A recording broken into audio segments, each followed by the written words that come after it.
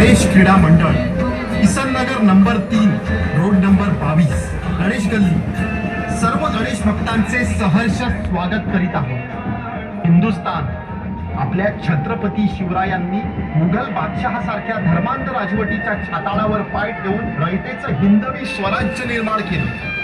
मराठ्यांनी आपला भगवा अटके पार पोचवला. पुढे लोकमान्य टिळक, नेताजी सुभाषचंद्र बोस, स्वातंत्र्यवीर सावरकरांनी अत्याचारी इंग्रजांनाही देशातून पळवून लावलं. आपला भारत सुजलाम सुफलाम होता आहे आणि यापुढेही राहणार. पण या देशाला लागलेली सर्वात मोठी कीड म्हणजे दहशतवाद. होय, दहशतवाद. आणि या दहशतवादाला खत पाणी घालून त्याचं पालन पोषण करणारं आपलं शेजारी राष्ट्र पाकिस्तान.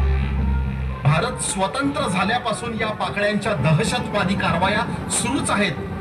भारताने वेळोवेळी दहशतवादी कारवायांना जशास तसं उत्तर दिलं, तरीही कुत्र्याचं शेपूट वाकडं ते वाकडंच.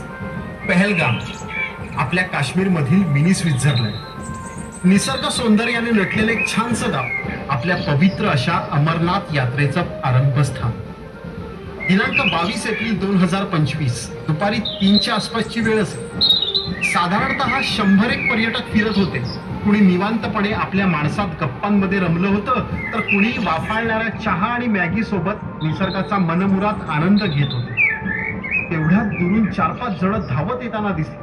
असेल कोणीतरी, लोकांनी फारसं लक्ष दिलं नाही. पण ते जवळ आले. त्यांच्या हातात AK-47 रायफल दिसू लागल्या.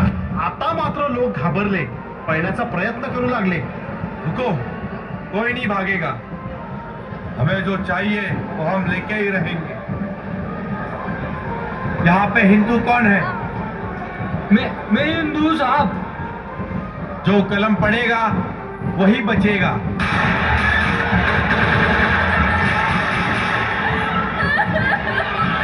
मेरे पति को तो मार दिया, अब मुझे भी मार दो.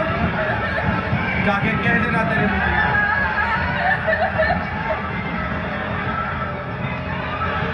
धर्म विचारून त्यांचा गोळीबार सुरू झाला. हिंदू रक्ताच्या थारोळ्यात पडले होते. कुणाच्या नवऱ्याच्या छातीत गोळी शिरली होती, तर कुणाच्या दिराच्या डोक्यातून आरपार गोळी गेली होती. कुणाचा एकुलता एक मुलगा रक्ताच्या थारोळ्यात पडला होता, तर कुणाचा घरातला एकमेव करता पुरुष. काय चूक होती त्यांची? कुणी सुट्टी घालवण्यासाठी बायको मुलांना घेऊन आलं होतं, तर कुणी नवीन नवीन लग्न झालेलं जोडपं फिरायला आलं होतं. त्यांचा धड संसारही सुरू झाला नव्हता. तेवढ्यात या राक्षसांनी होत्याचं नव्हतं केलं. आपल्या महाराष्ट्राचे उपमुख्यमंत्री माननीय श्री एकनाथ शिंदे साहेब प्रायव्हेट जेट घेऊन तात्काळ श्रीनगरला रवाना